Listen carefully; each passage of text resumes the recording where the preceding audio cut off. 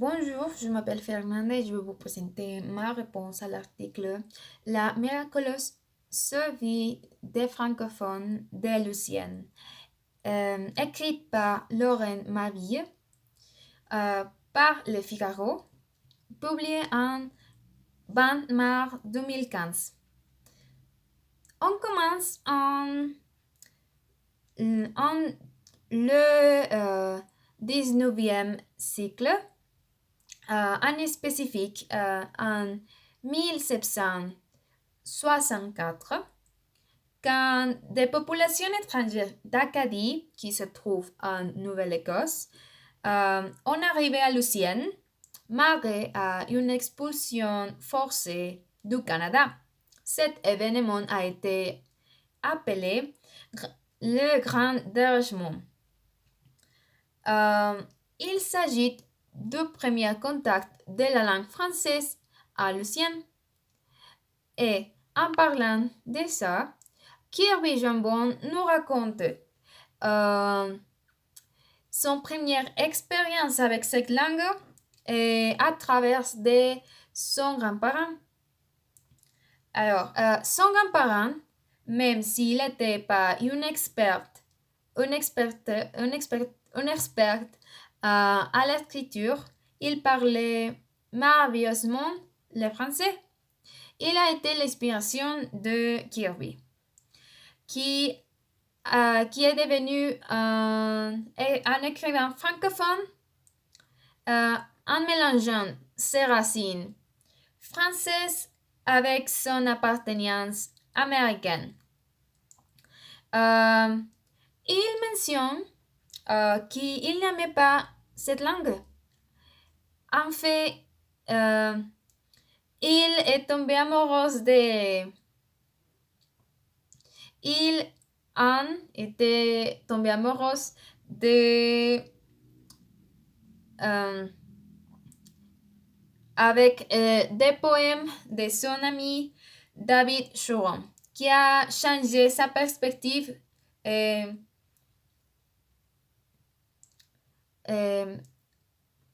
en 360 degrés. Alors, Monsieur Jambon est de la même manière un professeur à Lafayette, dans une école appelle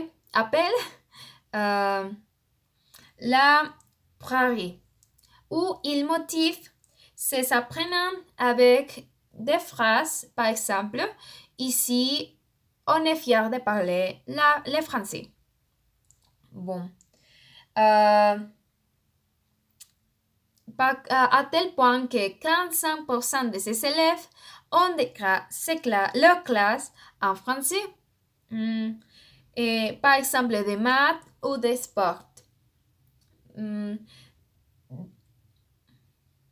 Par conséquent, avec son passion, il est aussi poète et gagnant un prix de l'Alliance française.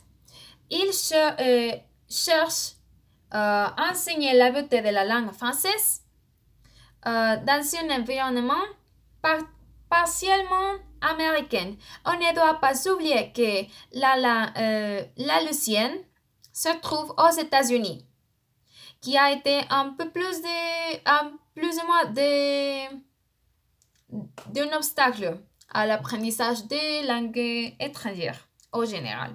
La Lucienne a changé sa perception de la langue avec une place à élever et devenir chaque fois plus française. Tel que Robin Mark, un documentariste acclamé, affirme le frémissement culturel francophone dans ses films. Il a passé en opinion populaire que le créole était un mauvais parler, un régionalisme dénigrant du français, avec l'acceptation mondiale et avec une validation dans la communauté française ou francophone. Alors, tout ça vient de la mobilisation des jeunes.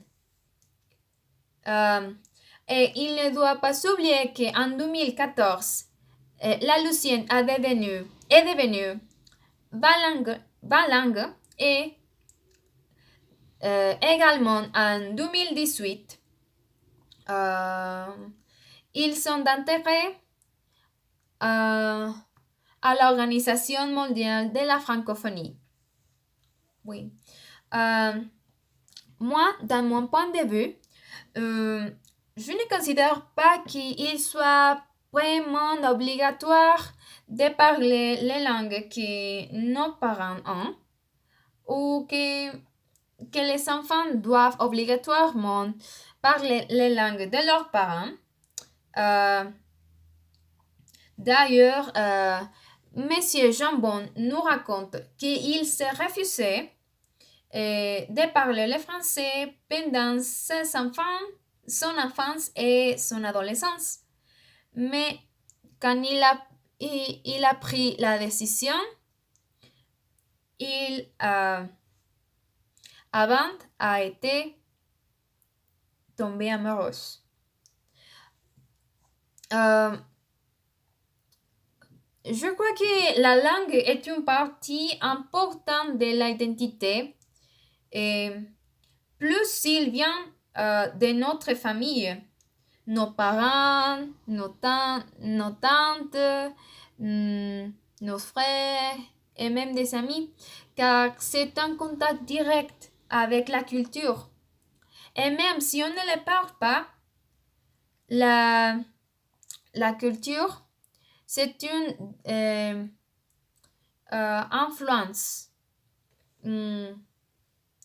Car je suis certaine que l'immersion prenne en grande partie de notre évolution, si je peux dire, comme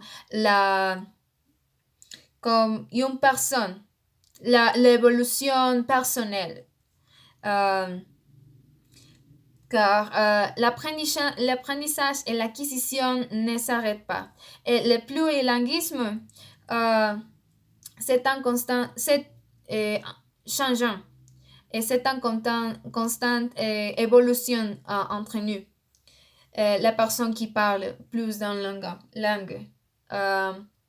Ça m'étonne que les gens prennent l'initiative d'apprendre une autre langue quand ils se trouvent aux États-Unis. Comme j'avais dit, c'est un peu difficile d'exprimer dans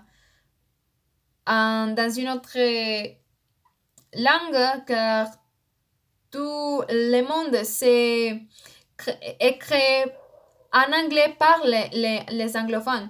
La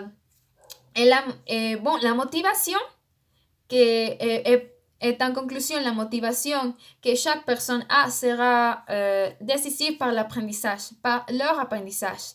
Et je crois que c'est un aspect que tous nous devons exprimer et apprendre. Merci.